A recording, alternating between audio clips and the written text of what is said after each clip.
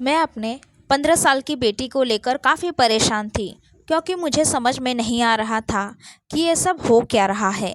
जब भी मैं रात को जगती तब मैं देखती कि मेरी बेटी मेरे पास नहीं सो रही है, वह अपने पापा के साथ सो रही है।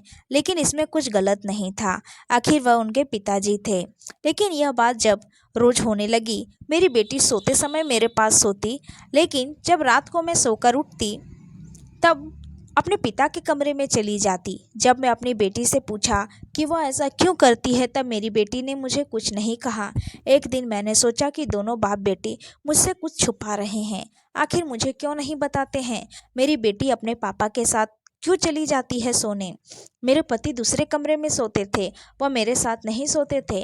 हमारे बीच में झगड़ा हुआ था, इसीलिए वह मेरे साथ नहीं सोते थे।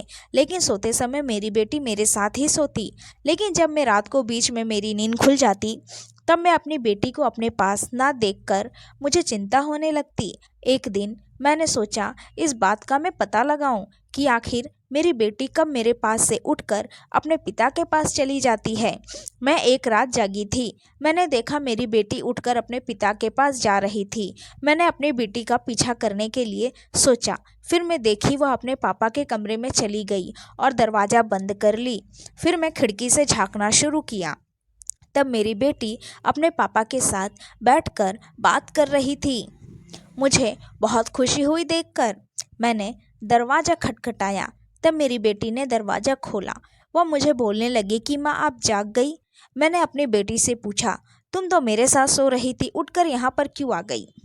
तब मेरी बेटी ने जो कहा उसे सुनकर मेरे रोंगटे खड़े हो गए। मेरी बेटी ने मुझसे कहा कि आपके साथ सोने में मुझे डर लगता है।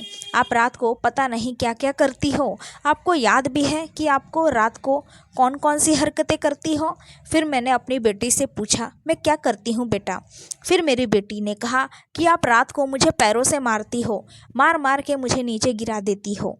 क्या करती? आप जाग रही रहती उसी वक्त पापा के पास जाती तो आपको बुरा लगता, इसीलिए जब आप सो जाती हो तब आप अपने पापा के पास जाकर मैं सो जाती हूँ। फिर मैंने अपनी बेटी से कहा, बेटी अगर ऐसी बात है तो तुमने मुझे क्यों नहीं बताया?